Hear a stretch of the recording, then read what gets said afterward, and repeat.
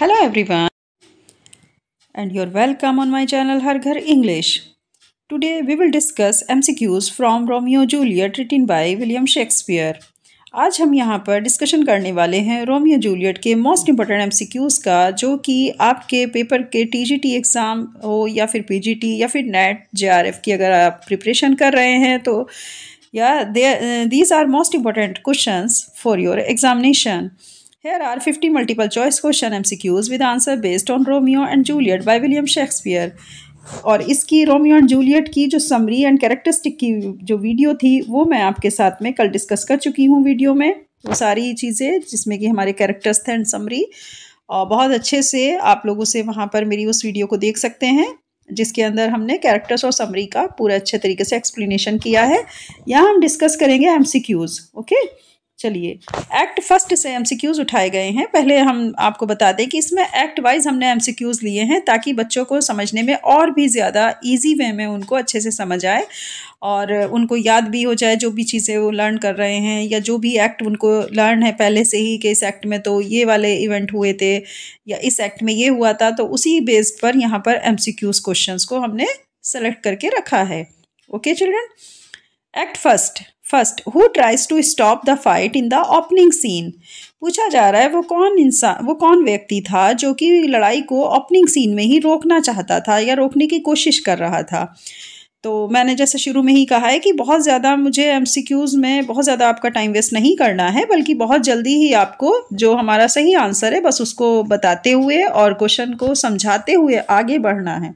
ठीक है, हम एक ही क्वेश्चन के सारे ऑप्शंस को उसको बार बार रिपीट करना, फिर उसको बार बार जो है आपसे मतलब बहुत ज़्यादा ही क्या होता है ना कि कम्युनिकेशन करने के चक्कर में जो वीडियो है वो काफ़ी लॉन्ग बन जाती है, उससे बच्चे फिर अपना इंटरेस्ट खो देते हैं। इसलिए बेहतर होगा कि हम बहुत कम टाइम में शॉर्ट ट्रिक से बस एक बार रिवीजन करने की कोशिश करेंगे। फर्स्ट ऑफ ऑल हमारा क्वेश्चन जैसे मैंने अभी आपसे कहा, who tries to stop the fight in the opening scene. वो कौन आदमी था जो कि शुरू के सीन में ही, ओपनिंग सीन में ही क्या कर रहा था, फाइट को रोकने की कोशिश करता है। तो आंसर हमारे पास है, फॉर ऑप्शन है हमारे पास में, answer B is the right option, Benvolio. आप याद करिएगा बेनवोलियो। ठीक है, बेनवोलियो कौन था? बेनवोलियो जो हमारा रोमियो है उसका बेस्ट फ्रेंड था और कजिन भी था। तो बेनवोलियो जो कि stop the fight in the opening scene. Number 2. What penalty does Prince Aeschylus degree for further fighting? आगे क्या हुआ था, उसे किस तरह के प्रिंस एस्केलस को फर्दर फाइटिंग, जो उसने आगे बढ़कर के फाइटिंग की तो उसे किस तरह की सज़ा दी गई या उसे कौन सी पेनल्टी भरनी पड़ी? तो ये था answer C option is the right कि डेथ। उसकी फिर मृत्यु हो गई थी। उसने पेनल्टी किस तरह से भरी? अपनी मृत्यु को करवा करके, यानी कि उसकी खुद की डेथ हो गई थी प्रिंस एस्केलस की। तो इस तरह से आप इसको समझेंगे। Answer C is the right option. Number 3, who is Paris. Paris कौन है? Answer B is the right, a suitor of Juliet.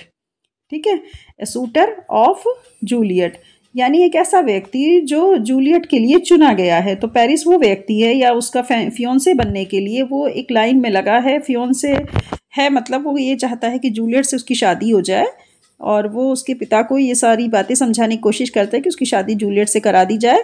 तो वो ए सूटर ऑफ जूलियट। तो जूलियट का एक तरह से देखा जाए तो मंगेतर भी है, लेकिन वो बन नहीं पाता। ठीक है, question number 4, why is Romeo so sad at the beginning of the play. Romeo जब बिगनिंग होती है प्ले की तो शुरुआत में ही इतना सैड क्यों दिखाया जाता है? तो answer A is the right option, he is in love with Rosaline who does not love him back. ठीक है, वो इस वजह से दुखी था क्योंकि वो रोजालिना से प्यार करता है जो कि उसे वापस कभी प्यार नहीं करती। मतलब पलट के रोजालिना उससे प्यार नहीं करती, बल्कि एक तरफा प्यार था। तो वही रोमियो ही रोजालिना से प्यार करता था, लेकिन रोजालिना उससे बिल्कुल भी प्यार नहीं करती, ना ही उसको प्यार वापस लौटाती है। तो ये एक ऐसी लड़की से प्यार करता है जिसकी वजह से वो दुखी था। Question number 5, who advises Romeo to examine other beauties.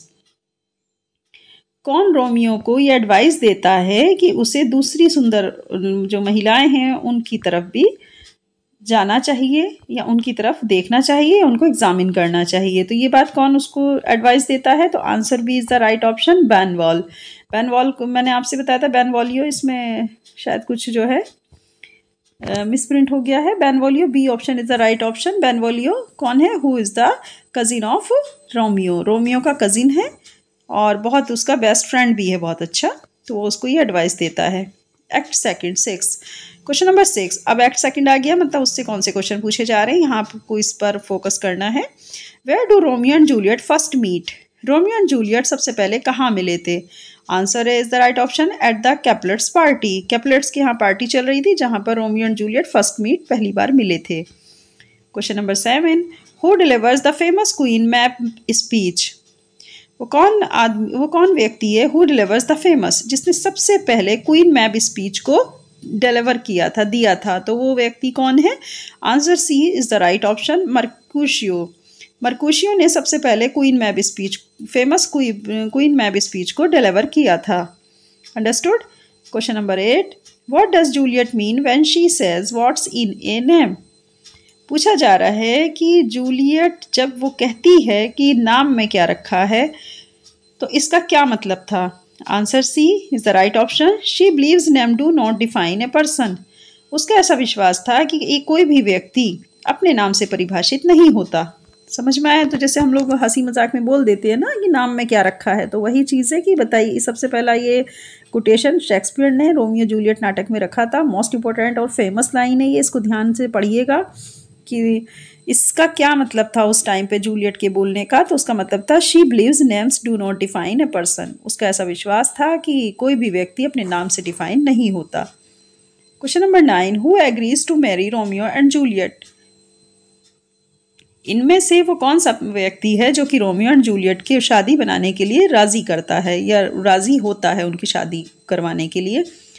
तो जाहिर सी बात है, वो जो प्रिस्ट की बात मैंने आपसे, जो मेरी प्रीवियस वीडियो है मैंने उसमें आपसे डिस्कशन किया था कि फ्रायर लॉरेंस जो हैं, जो कि बहुत ही अच्छे प्रिस्ट और वाइज मैन हैं, तो उन्होंने ही इनकी मैरी को एग्री किया था कि हाँ वो उनकी शादी जो है बनाने में उनकी पूरी मदद करेंगे। तो ये है answer B is the right option, Friar Lawrence.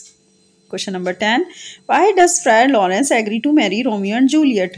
Romeo and Juliet की शादी बनाने के लिए फ्रायर लॉरेंस क्यों राजी हो गए थे? Right option is the B option, he hopes it will end the feud between the families. क्योंकि उन्हें ऐसी आशा थी कि शायद दोनों फैमिलीज के बीच जो झगड़ा चल रहा है उसका अंत ऐसे ही होगा। तो उनका वो इसलिए राजी हो गए थे कि चलो अगर इन दोनों की शादी हो जाती है तो दोनों फैमिलीज के बीच में जो भी कन्फ्लिक्ट हो रहा है, जो फ्यूड हो रहा है, वो सब खत्म हो जाएगा। इससे बेहतर है कि इन दोनों की शादी हो जाए और फिर ये दो फैमिली की जो दुश्मनी है वो भी आपस में खत्म हो जाए, ऐसी उनको आशा थी। Act third, who kills Tybalt? Tybalt को किसने मारा? अब यहाँ पर हम एक्ट थर्ड से रिलेटेड क्वेश्चन को यहाँ पर डिस्कस करेंगे। Okay, who kills Tybalt? Tybalt को मारने वाला कौन था? Answer A option is the right, Romeo. Romeo ने टाइबॉल्ट को मारा था। Question number 12, what punishment does the prince give Romeo for killing Tybalt? What punishment does the prince give Romeo for killing Tybalt? Romeo ने जब टाइबॉल्ट को मारा तो बताइए उसे कौन सा पनिशमेंट दिया गया प्रिंस के द्वारा? तो प्रिंस ने उसको कौन सा पनिशमेंट दिया? Answer B is the right option, exile. यानी उसको वहाँ से एग्जाइल बोला जाता है, वनवास जाने का ऑप्शन दिया, देश से दूर जाने का ऑप्शन दिया कि अब तुम इस कंट्री से निकल जाओ, अब यहाँ तुम्हारा कोई काम नहीं है, और दूसरे हम तुम्हें इस देश से निकालते हैं क्योंकि तुमने एक इतना बड़ा मतलब क्राइम किया है टाइबॉल्ट को मार करके, तो तुम इस कंट्री से अब दूर चले जाओ। तो ये था एग्जाइल होना। Question number 13, why does Juliet refuse to marry Paris? Juliet ने पेरिस से शादी बनाने से क्यों मना कर दिया? Answer A is the right option, she loves Romeo. Because she loves Romeo ये होना चाहिए था, बिकॉज आना चाहिए था क्योंकि वो प्यार करती थी रोमियो से। So she refuse to marry Paris. Okay, question number 14, who delivers the message of Tybalt death to Juliet? ये मैसेज कौन देता है कि टाइबॉल्ट की मृत्यु हो गई है? जूलियट को ये मैसेज डिलीवर कौन करता है? Answer C is the right option, the nurse. जो नर्स केयर टेकर थी जूलियट की, वही उसको डिलीवर करती है इस मैसेज को कि टाइबॉल्ट की डेथ हो गई है। Question number 15, what does Juliet send to Romeo as a token of her love? What does Juliet send to Romeo? Juliet Romeo के पास अपने प्यार के लिए जैसा कि वो एक टोकन के रूप में कुछ भेजती है, तो वो क्या भेजती है? तो अपने प्यार का इजहार करने के लिए रोमियो के सामने वो एक टोकन के रूप में क्या भेजती है? Answer A is the right, a ring, एक अंगूठी, ए रिंग। एक्ट फोर्थ से उठाए गए क्वेश्चन से question number 16, what plan does Friar Lawrence devise to help Juliet? Friar Lawrence ने जूलियट की मदद करने के लिए क्या प्लान बनाया था? Answer B is the right option, to take her death. उन्होंने उसकी death, to fake her death, क्योंकि उन्होंने उसकी फेक मृत्यु कराई थी। ओके, फेक मतलब झूठी, ठीक है, इस चीज़ को ध्यान दीजिएगा। उसकी मृत्यु को जो है उन्होंने कहा कि तुम्हें मरना पड़ेगा लेकिन तुम्हारी मौत झूठी होगी, थोड़े घंटे के बाद ही तुम होश में आ जाओगी और फिर से जिंदा हो जाओगी। तो to fake her death. Question number 17, how long will Juliet appear dead after taking the potion? पूछा जा रहा है वो कितना समय कहा गया था जूलियट के सामने कि तुम बिल्कुल मृत पाई जाओगी इस पोशन को लेने के बाद। पोशन मैंने कल भी आपको बताया था, एक ऐसा मिक्सचर जिसे पीने के बाद इंसान को नशा इस टाइप का हो जाए कि आदमी मरे बराबर लगे कि हाँ ये मर चुका है, तो उसे पोशन बोलते हैं ऐसे मिक्सचर को। तो 42 आवर्स का टाइम था कि 42 आवर्स तक तुम इसी अवस्था में रहोगी कि मरी हुई सी दिखोगी लेकिन तुम मरोगी नहीं। Question number 18, who finds Juliet after she takes the potion? Juliet को पोशन लेने के बाद सबसे पहले किसने देखा? Answer A is the right, the nurse. Nurse ने सबसे पहले पाया कि जूलियट ने जैसी पोशन लिया उसके बाद जब वो ऐसी लगने लगी अपीयर डेथ वाली सिचुएशन में पहुंची, तो इसका मतलब ये था कि उसको सबसे पहले किसने देखा? उसकी केयरटेकर द नर्स ने देखा। Question number 19, why does Capulet move the wedding date forward? पूछा जा रहा है कि why does Capulet move the wedding date forward? Capulet ने जो शादी की डेट थी वो आगे क्यों बढ़ा दी थी? Answer B is the right option, he wants to cheer Juliet up. क्योंकि वो जूलियट को अच्छा फील कराना चाहता था, वो चाहता था कि वो खुशी से शादी करे ना कि गुस्से में, तो इसलिए he wants to cheer Juliet up. Question number 20, what does Juliet fear before taking the potion? Juliet को डर क्यों लग रहा था पोशन लेने से पहले? तो उसे क्या डर था जूलियट को कि वो पोशन लेने से पहले काफ़ी डरी हुई थी? पहली चीज़ option A, that it will not work, कि पता नहीं ये काम करेगा कि नहीं करेगा। Option B, that it will kill her, कि कहीं वो उसे मार ही ना दे, मतलब उसको ये भी डर था कि कहीं ये पोशन उसे मार ही ना डाले। Option C, the Romeo will not come, अगर रोमियो नहीं आएगा तो तब क्या होगा? D option, all of the above, ये सारे ही उसको डर थे। तो हाँ, ये answer D is the right option, all of the above. उसे सभी डर थे कि पता नहीं ये काम करेगा कि नहीं। That it will not work, that it will kill her, that Romeo will not कम। ये 3 इसमें इसके फियर दिखाए गए हैं जो कि before taking the potion Juliet के सामने थे और उसने इस चीज़ को कहा भी। तो ये सारे ही डर उसके सामने हैं, ऑल ऑफ द अबव में चला जाएगा ये answer. That's a lot of question. I can provide you with some, but I am busy. No. Here are 5 MCQs from Romeo and Juliet. अब यहाँ पर बहुत ही most important 5 MCQs Romeo Juliet से लिए गए हैं। ये 25 हमारे हो गए हैं, यहाँ पर 20 हो गए हैं। अब ये हम यहाँ पर 5 जो है क्वेश्चंस इनको डिस्कस करेंगे। Okay, first, which city is the setting for Romeo and Juliet? Romeo Juliet का जो शहर है वो कहाँ की सिटी दिखाई गई, कहाँ की सेटिंग है उनकी? तो वेरोना, वो सिटी है वेरोना, वेरोना की सेटिंग दिखाई गई है रोमियो जूलियट में। Question number 2, what is the name of Romeo love interest in the beginning of the play? उसका नाम बताइए कि रोमियो का सबसे पहला प्यार प्ले के स्टार्टिंग में ही कौन थी? तो वो कौन थी? आंसर है रोजालीना, जिसका अभी हमने एक क्वेश्चन डिस्कस भी किया है कि जो रोमियो था वो ओपनिंग सीन में ही इतना सैड क्यों था, क्योंकि रोजालीना की वजह से वो उससे वन साइड प्यार करता था, जिसकी वजह से वो बहुत दुखी था। Question number 3, who marries Romeo and Juliet in secret? वो कौन व्यक्ति था जो रोमियो जूलियट की शादी सीक्रेट तौर पे कराना चाहता था? तो फ्रायर लॉरेंस थे, ये हमने अभी डिस्कस भी किया है। तो फ्रायर लॉरेंस उनकी शादी को सीक्रेट तरीके से कराना चाहते थे। Question number 4, what is the reason for Romeo's banishment from Verona? वो क्या रीज़न था कि रोमियो को वेरोना से निकाल दिया गया? उसकी वजह ये थी क्योंकि he killed Tybalt, Romeo killed Tybalt, Romeo ने टाइबॉल्ट को मार दिया था। तो answer A option is the right answer, इसलिए उसको बैनिशमेंट मिला था। Question number 5, how do Romeo and Juliet ultimately die? Romeo and Juliet बताइए किस तरह से मर गए? Answer B is the right option, Romeo poisons himself and Juliet stabs herself with his dagger.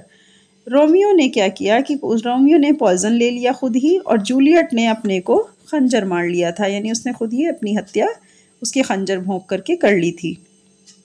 Act fifth, who informs Romeo of Juliet's death?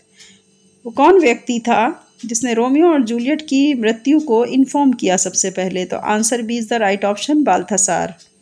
Question number 22, why does Romeo visit and एपोथेकेरी?